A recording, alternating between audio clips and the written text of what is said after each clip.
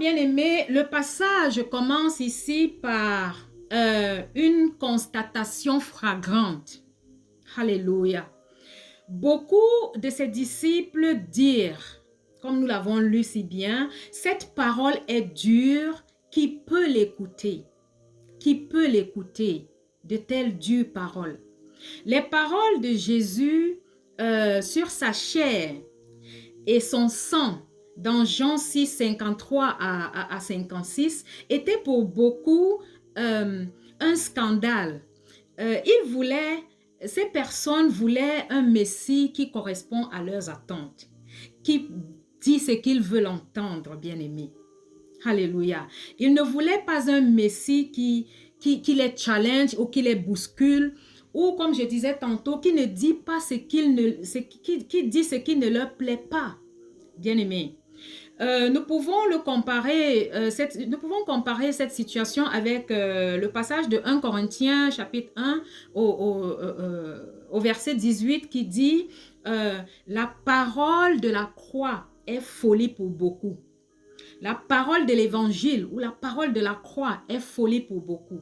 Beaucoup ne comprennent pas. Beaucoup ne comprennent pas de quoi il s'agit et plusieurs s'en aillent. Plusieurs s'en vont. Plusieurs quittent Jésus-Christ, bien-aimé.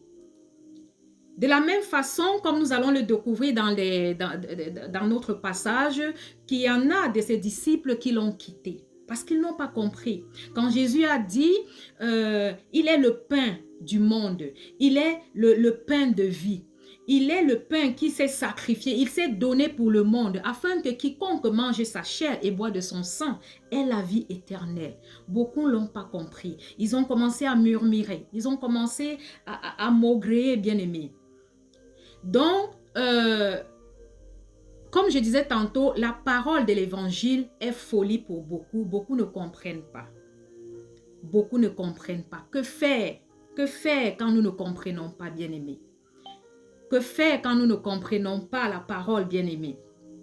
Ésaïe 55, 8, 9 nous dit, les voix de Dieu sont plus hautes que les nôtres. Qu'est-ce que ça veut dire en d'autres termes? Les voix de Dieu sont insondables. Les voix de Dieu ne sont pas nos voix et les pensées de Dieu ne sont pas nos pensées. Quand Jésus parle, il a un message à véhiculer. Et Jésus lui-même a dit dans le passage précédent que nul ne peut venir à lui s'il n'est poussé, si le Père qui l'a envoyé ne le connecte, ne l'emmène à lui. Donc, bien-aimés, ce n'est pas de nous-mêmes que nous venons à croire. Ce n'est pas de nous-mêmes que nous pouvons comprendre les paroles de l'Évangile. Alléluia. Donc ici, la foi ici, la croyance ou la foi ici apparaît comme une décision. Comme une décision. Parce que beaucoup n'ont pas compris Jésus. Beaucoup n'ont pas compris ce qu'il voulait dire. Et certains s'en ont allés. D'autres sont restés, bien-aimés.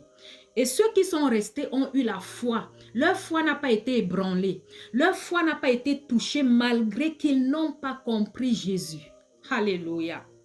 Donc la foi ici apparaît comme une décision, malgré les difficultés, malgré les situations. Donc la question ici que nous devons nous poser, c'est la suivante. Resterai-je avec Jésus, même quand je ne le comprends pas? Même quand c'est difficile, est-ce que je vais continuer à rester avec Jésus? C'est ça la question.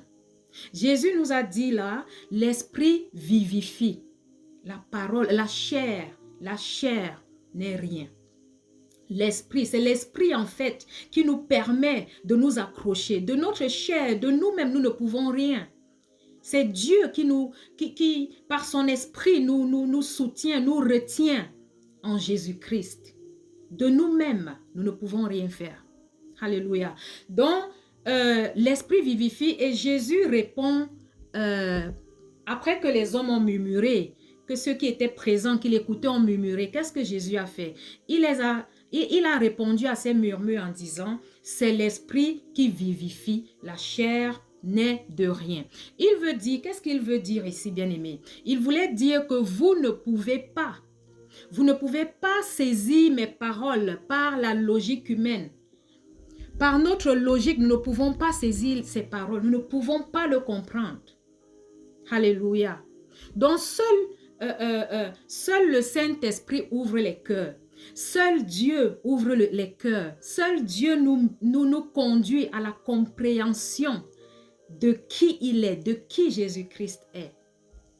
Nous pouvons lire dans 1 Corinthiens 2, 14 que l'homme naturel ne comprend pas les choses de l'esprit.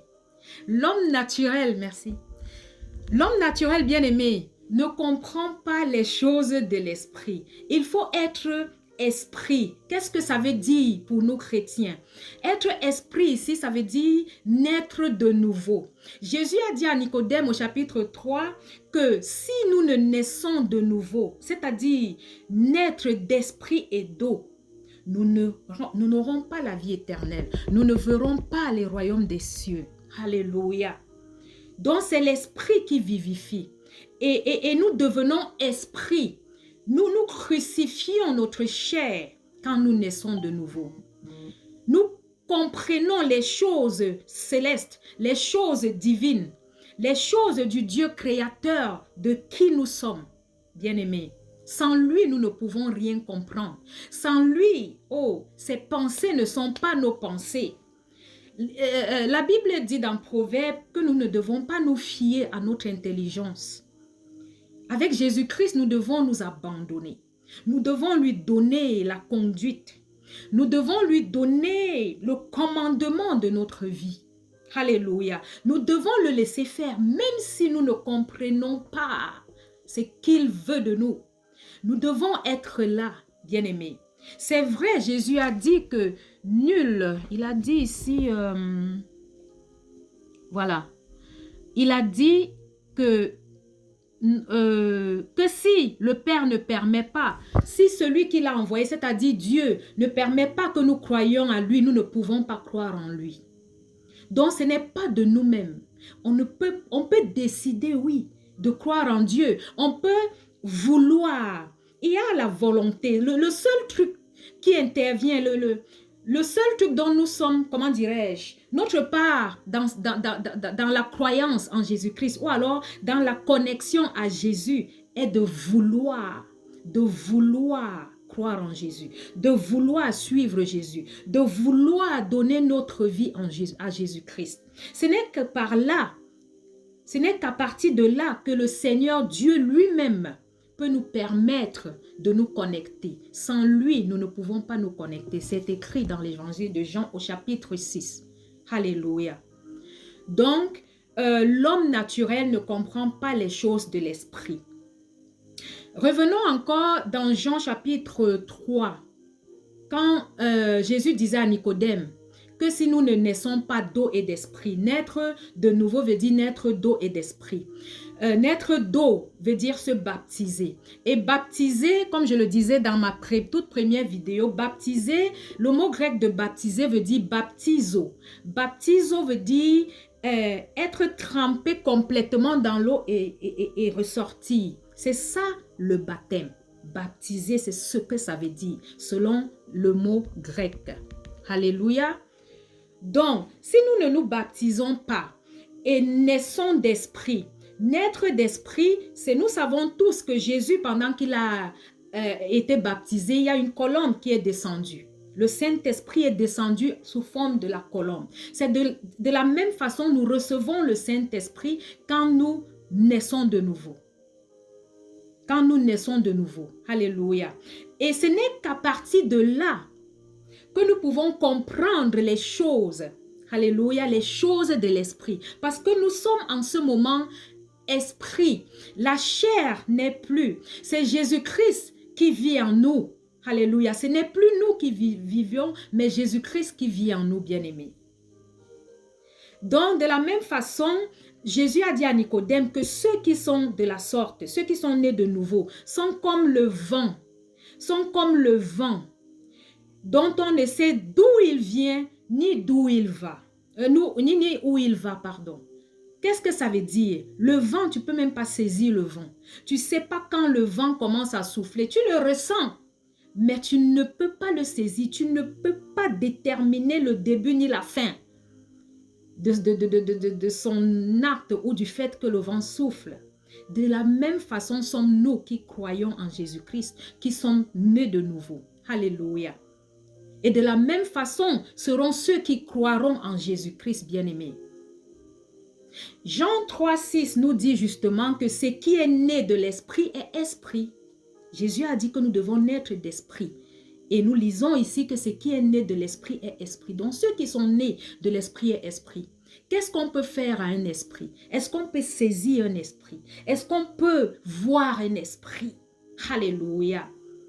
Bien-aimé, je rends grâce à Dieu pour la révélation. Ça veut dire que, étant en Jésus-Christ, il n'y a plus de condamnation, il n'y a plus de raison d'avoir peur. Il n'y a plus de raison d'avoir peur de quoi que ce soit ou de qui que ce soit parce que tu es esprit. Tu es esprit. On ne peut pas te saisir, on ne peut pas te voir. Alléluia. La Bible dit que nous connaîtrons la vérité et la vérité nous affranchira. Donc voilà une vérité bien-aimée.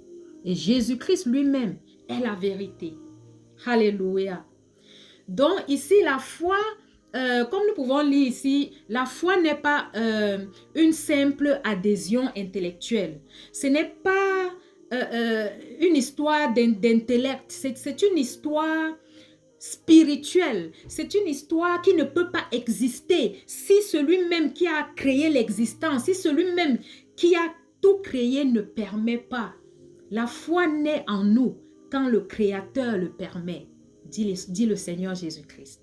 Alléluia. Donc la foi n'est pas une histoire d'intellect, c'est une histoire de cœur. C'est une histoire intérieure. Donc c'est Jésus lui-même, c'est l'Éternel Dieu lui-même qui change nos cœurs. Qui change nos cœurs. Mais nous devons le vouloir. Moïse a dit au peuple d'Israël dans le désert, je vous donne la vie et la mort. Choisissez la vie. Jésus-Christ est la vie. Jésus-Christ est la vie. Alléluia. Jésus-Christ est la vie, bien-aimée. Et ce n'est que quand nous choisissons la vie, que la vie se manifeste en nous, même si nous n'étions plus. Même si quoi que ce soit était mort en nous.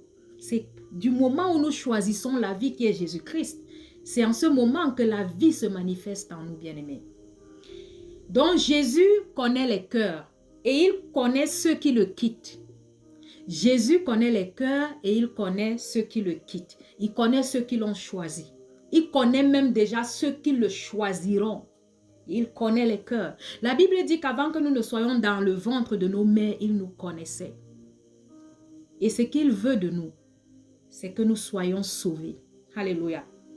Donc, Jean écrit, dès ce moment, beaucoup de ses disciples se retiraient et cessaient de marcher avec lui.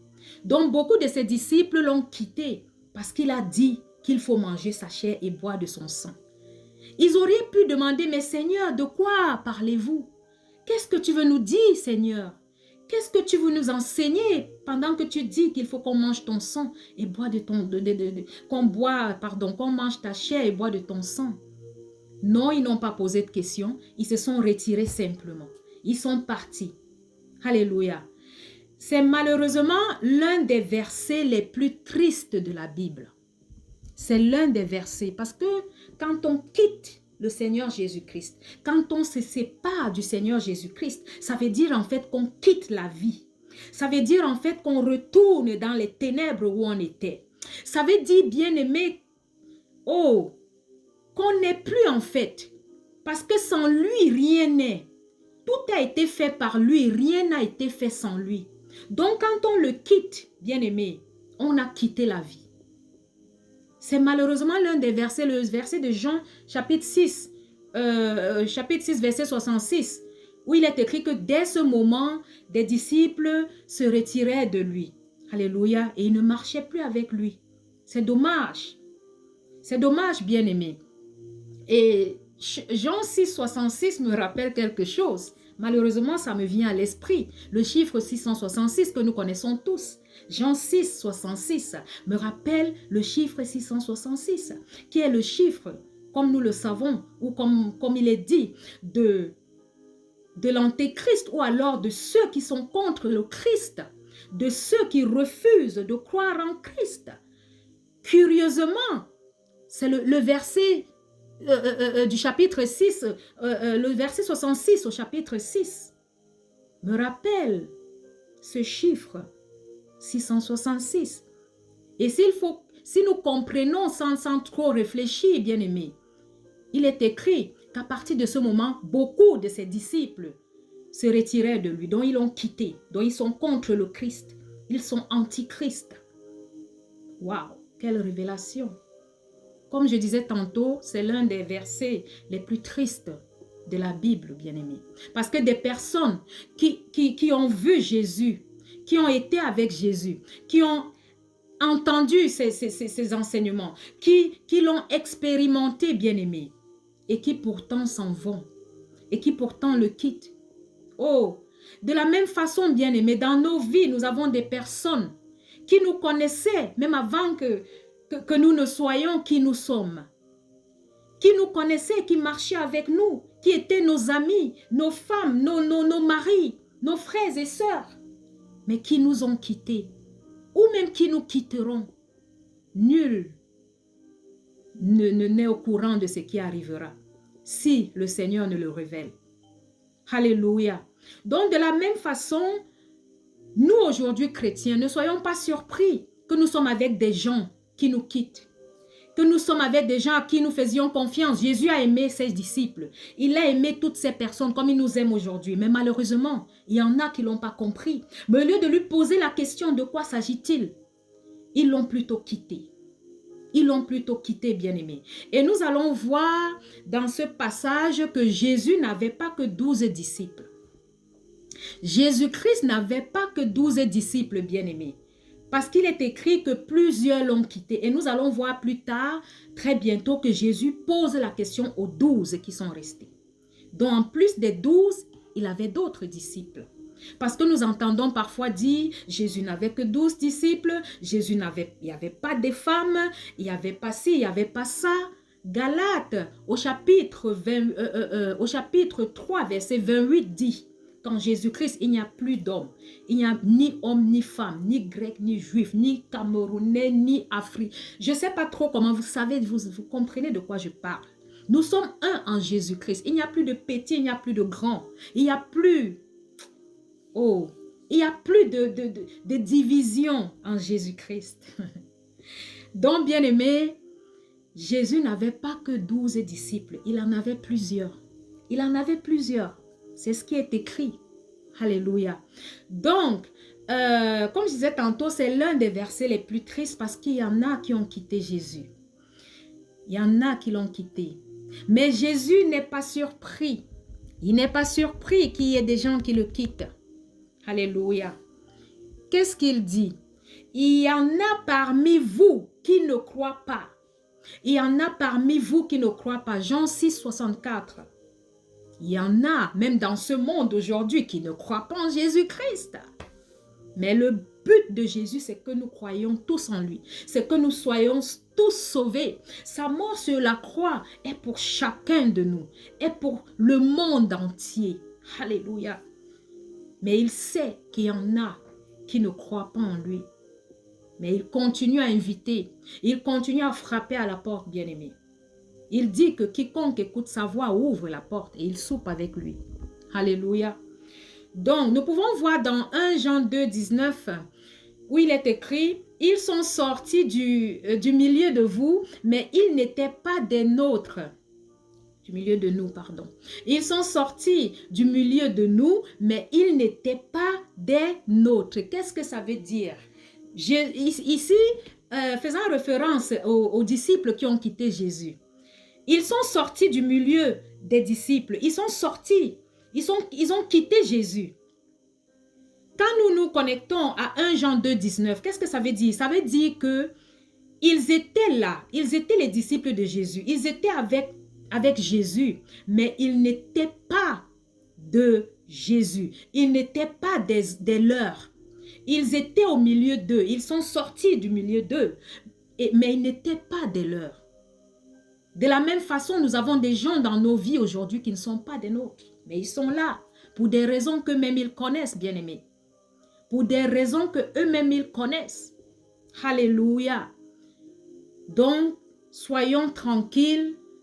Ce que Jésus a vécu, nous le vivons, mais nous savons de quoi il s'agit. Nous sommes préparés, bien-aimés. Alléluia. Ce qui est sûr, rien ni personne ne peut nous séparer de l'amour de Dieu, ne peut nous séparer de la présence de Dieu. Ils sont partis du milieu de nous, mais ils n'étaient pas des nôtres. Donc, ça ne te surprenne pas si quelqu'un te quitte. Parce que s'il était des nôtres, si quelqu'un devrait faire partie de ta vie bien-aimée, il ne te quittera pas. Si quelqu'un devait faire partie de ta vie, il ne te quittera pas. Si quelqu'un te quitte, c'est qu'il n'était pas fait pour toi. C'est qu'il n'était pas fait pour partie de ta vie. Selon les plans parfaits que l'Éternel, notre Dieu, a pour chacun de nous. Comme il est écrit dans Jérémie 29, du verset 11 à 13. Ces plans pour nous sont les plans de prospérité. Et que quiconque l'appelle, il écoutera. Bien-aimés, Dieu a un plan pour chacun de nous. Ce que nous devons faire, c'est de prier pour comprendre les Écritures, pour comprendre ce que Dieu, par les Écritures, veut nous enseigner, afin de faire sa volonté selon les Écritures, afin de vivre selon les fruits de l'Esprit. Jésus vient de dire dans le texte que nous avons lu que nous sommes esprits en fait. Nous sommes esprits en Jésus-Christ. Donc en tant qu'esprit, nous devons vivre selon les fruits de l'Esprit et non selon les fruits de la chair. Comme nous pouvons le lire dans Galates au chapitre 5, bien-aimés. Qu'est-ce que les fruits de l'Esprit et de la chair? C'est écrit dans Galates 5. Donc ici, nous pouvons voir que le véritable discipulat, le fait d'être un disciple de Jésus, le véritable discipulat n'est pas un phénomène de masse. Ce n'est pas parce qu'on suit Jésus en masse ou parce qu'on suit un homme de Dieu en masse qu'on est un véritable disciple. Alléluia. C'est pas ça qui fait le discipulat, bien-aimé. Mais c'est une décision du cœur. En fait, c'est une décision venant du cœur et c'est Dieu qui le permet en fait. Sinon, nous ne pouvons pas aller vers Jésus. De la même façon, aujourd'hui, quels que soient les serviteurs que nous suivons, bien-aimés, si Dieu nous envoie quelque part, rassurons-nous que nous sommes vraiment faits pour y aller. Posons-lui la question, il nous parlera. Il nous guidera. Au lieu qu'on soit où on n'a pas besoin d'être, au lieu qu'on soit des leurs, au lieu qu'on soit avec eux, alors que nous ne sommes pas des leurs. Alléluia. Ce serait impertinent. Ce serait impertinent. Ce serait comme péché où nous n'allons jamais avoir avoir du poisson. Alléluia. Et Jésus ici pose la question. Voulez-vous partir vous aussi? Donc pendant qu'il y a des gens qui ont quitté Jésus, qui l'ont abandonné parce qu'ils ne l'ont pas compris, parce qu'ils n'ont pas compris en fait ce qu'il voulait dire. Oh! Il demande donc à ceux qui sont restés, voulez-vous partir vous aussi? Jésus se tourne alors vers les 12, il dit, voulez-vous partir vous aussi? C'est une des questions les plus personnelles que Jésus pose. Personnel, pas seulement pour ce temps-là, mais aussi aujourd'hui. Jésus nous pose la même question. Veux-tu aussi partir? Il y en a qui me quittent, il y en a qui partent, il y en a qui ne croient pas en moi. Toi, veux-tu aussi partir? Veux-tu aussi me laisser? Veux-tu me quitter? Peut-être parce que tu ne me comprends pas. Bien-aimé, Jésus nous pose la question. Il ne nous force pas, il ne force personne. Il nous invite. Il nous invite, il ne nous manipule pas. Il ne nous propose rien à part la vie éternelle et les plans parfaits qu'il a pour nous, bien-aimés. Il ne nous force pas, il nous invite. C'est pas un Dieu, comment dirais-je, il est un Dieu d'amour. Il est un Dieu de liberté. Alléluia. Et il ne veut pas que nous vivions dans des chaînes. Il ne veut pas que nous vivions dans la manipulation, dans je ne sais pas comment... quoi citer, bien-aimé. Donc, cette question est posée aujourd'hui à nous aussi. Resteras-tu avec moi quand c'est difficile? Resteras-tu avec Jésus quand tu seras dans l'épreuve, quand tu ne comprendras pas les Écritures, quand ces paroles te dérangeront. Comment est-ce que les paroles de Jésus peuvent déranger, par exemple? Supposons qu'on dit, comment dirais-je, comme je disais tantôt, vivre selon les fruits de l'esprit. Vivre selon les fruits de l'esprit. Alléluia. C'est-à-dire faire ce que les Écritures, la parole de Dieu te demande de faire. Bien-aimé. Par exemple, ne pas convoiter la femme d'autrui. Voilà. Donc, toi qui entends ça, bien-aimé, étant dans Jésus, toi qui entends ça, et tu vois une femme d'autrui, et tu commences à la convoiter, si tu écoutes cette parole, c'est clair que ça va te déranger. C'est clair que ça va te déranger, bien-aimé. Mais tu dois faire le choix, tu dois prier afin que le Seigneur te détourne ton regard de la femme d'autrui. Tu dois même prier afin que le Seigneur conduise ton regard vers la femme de ta destinée.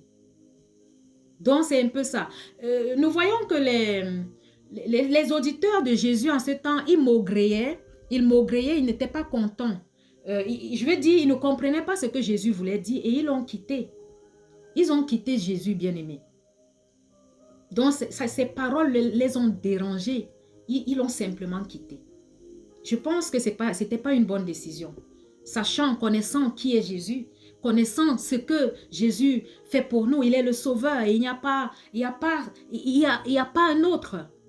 Alléluia. Donc, ici, nous arrivons à la confession de Pierre, bien-aimé. La confession de Pierre, quand Jésus leur a posé la question de savoir, ne voulez-vous pas partir vous aussi? Pierre a dit, Seigneur, à qui irions-nous? Seigneur, à qui irions-nous? Oh, à qui irions-nous? Tu as les paroles de la vie éternelle. Hey. À qui irions-nous? Tu es la vie. À qui irions-nous? Tu es le chemin. À qui irions-nous? Tu es le sauveur. Alléluia. À qui irions-nous? Il a les paroles de la vie. Il est lui-même la vie. Il est le chemin. Quel est le chemin que nous voulons emprunter? Quel est le chemin que nous cherchons? Il est le chemin, bien-aimé.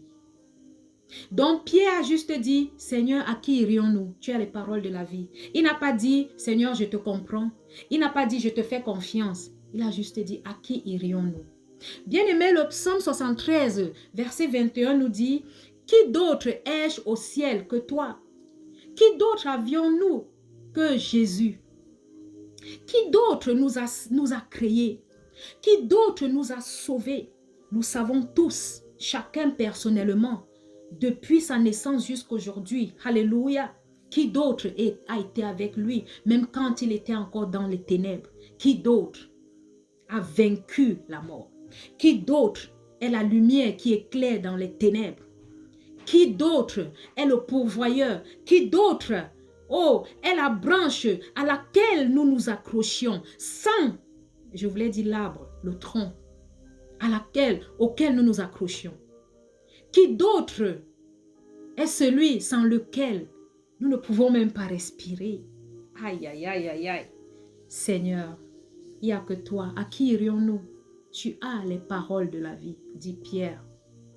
Alléluia. Donc ici, Pierre reconnaît qu'il existe, il sait bien sûr qu'il existe, disons, des alternatives à Jésus. Mais il n'y a comment dirais-je, il n'y a aucune alternative qui sauve. Nous savons tous aujourd'hui qu'il y a d'autres dieux. Il y a d'autres dieux, il y en a qui vont vers d'autres dieux. Alléluia. Mais il n'y a pas un Dieu qui sauve. Il n'y a que Jésus-Christ qui sauve. Il est le seul et unique sauveur. Donc, bien-aimés, pour finir, je dirais simplement, restons. Restons même quand c'est difficile. Restez en Jésus-Christ, même si c'est difficile. Donc, Jean 6, au verset 60 à 71, nous montre ici qu'il y a plusieurs groupes. Il y a plusieurs groupes devant Jésus. Il y a plusieurs groupes de personnes, bien-aimés. Il y a ceux qui partent. Il y a ceux qui s'en aillent. Il y a ceux qui partent parce que peut-être les paroles de Jésus sont trop dures. Parce que la parole de Jésus est trop difficile pour eux. Soit même dans la compréhension, non seulement dans la compréhension, mais aussi même quand on comprend, parfois c'est difficile pour implémenter, c'est difficile pour la mettre en pratique, c'est difficile d'obéir. Pour cette raison, il y en a qui quittent Jésus. Et quand ils quittent Jésus, comme je disais tantôt, ils quittent la vie, ils quittent la source. Jésus a dit à la femme samaritaine que quiconque boira de l'eau qu'il donne aura la vie en abondance. Donc, quand on quitte Jésus, on a quitté la source d'eau vive. On a quitté la vie. On a quitté le chemin. On a quitté la vérité. Oh, on a quitté la lumière. Donc, il y en a qui quittent quand même. Mais Jésus est le même, hier, aujourd'hui, éternellement. Il nous rappelle à lui à chaque instant. Il ne change pas. Ce n'est pas parce qu'on l'a quitté qu'il ne nous recevra pas si nous revenons. Alléluia. Et il y en a, comme deuxième groupe bien-aimé, ceux qui restent. Il y a ceux qui restent. Ceux qui restent, bien-aimés, parce qu'ils font confiance en Jésus-Christ. Ils font confiance en Dieu. Ils ont mis toute leur confiance en Dieu. Le Seigneur Dieu dit de l'aimer de tout notre cœur, de toute notre pensée, de tout notre être en fait. C'est ceux-là qui restent. C'est ceux-là qui restent, qui l'aiment sans condition, qui l'aiment comme il nous aime. Alléluia. Et il y a le troisième groupe bien-aimé qui est le groupe de Judas. Le groupe de Judas ici, c'est qui? C'est un peu ceux qui sont à l'extérieur ou alors ceux qui ont un pied dedans, un pied dehors. Ceux qui ont un pied dedans, un pied dehors. Donc, qui sont non seulement avec Jésus, mais aussi pas avec Jésus en même temps. Donc, ils ont un cœur divisé. Ils ont un cœur divisé. Leur cœur n'est pas tout à Jésus-Christ. Ils ont un cœur divisé. Alléluia. Donc, la question décisive est la suivante. À quel groupe appartenons-nous? À quel groupe appartenons-nous, bien-aimés? Appartenons-nous à ceux qui quittent Jésus pour telle ou telle raison? Ou alors à ceux qui restent, qui lui font totalement confiance, même s'ils ne comprennent pas certaines choses? Même s'ils ne voient pas encore ce que Jésus a dit à leur sujet? Sommes-nous de ceux-là qui restent? Ou alors sommes-nous du groupe de Judas, qui sommes aujourd'hui avec lui, demain avec l'autre? La Bible dit que nous ne pouvons pas servir deux maîtres. C'est impossible de servir deux maîtres. Soit nous allons aimer plus l'autre et négliger l'autre, et vice-versa. C'est ça les Judas. C'est ça les Judas bien-aimés. Donc, moi, je suis de ceux qui restent, quel que soit le cas, quelle que soit la situation, quel que soit ce qui arrive, je suis de ceux qui restent bien-aimés. C'est une question personnelle. Jésus-Christ nous demande à quel groupe appartenons-nous. Et il nous demande aujourd'hui, est-ce que tu veux aussi partir? Est-ce que tu veux aussi le quitter? Dans la réponse, ici en connexion avec la réponse de Pierre, Seigneur, vers qui irions-nous? Tu as les paroles de la vie éternelle. Seigneur, vers qui irais-je? Tu as les paroles de la vie éternelle. Bien-aimés, je rends grâce à Dieu pour le temps qu'il nous a donné, accordé ici, aujourd'hui, pour partager ensemble sur la parole. Je bénis le Saint-Esprit pour le meilleur enseignant qu'il est. Je bénis Dieu parce que malgré que nous ne pouvons pas de nous-mêmes accéder à Jésus-Christ, qu'il le permet quand nous le désirons. Alléluia. Nous pouvons le vouloir, mais nous pouvons le vouloir, mais nous ne pouvons pas de nous-mêmes. C'est ce que nous venons de lire. Donc je rends grâce à Dieu qui permet encore aujourd'hui qu'il y ait des âmes qui soient sauvées. Alléluia. Donc bien-aimés, merci d'avoir été là. Que Dieu vous bénisse. Qu'il bénisse votre vie. Qu'il bénisse votre semaine. Que sa volonté, rien que sa volonté seule, soit faite dans votre vie. Alléluia. Il est la source de vie. Il est le commencement et la fin. Avant que nous ne soyons, il était. Et ses plans pour lui pour nous, pardon. Merci. Ses plans pour nous sont les meilleurs. Ses plans pour nous sont les meilleurs. Donc, soyez bénis. Soyez bénis, que votre semaine soit bénie. Nous allons nous revoir dimanche prochain à 17h30. Je ne sais pas trop où je serai, parce que je serai probablement pas à la maison. Je serai probablement en chemin, bien aimé. Mais je prie le Seigneur que sa parole soit propagée, quelle que soit la situation, malgré l'endroit où je serai. Alléluia. Donc, on se revoit dimanche prochain par la grâce de Dieu. Je vous aime, mais Jésus-Christ vous aime plus. Qu'il vous donne le désir de vos cœurs. Surtout, qu'il vous tient plus près de lui que vous ne pouviez imaginer. Qu'il vous couvre de ses ailes puissantes, selon le psaume 91. Qu'il soit votre seul abri. Le seul abri. L'abri qui ne te décevra pas, quelles que soient les tempêtes. Alléluia. Soyez bénis, bien-aimés. Je vous aime. Merci. Merci beaucoup, serviteur de Dieu. Merci beaucoup. Alléluia. Que Dieu vous bénisse. À dimanche prochain.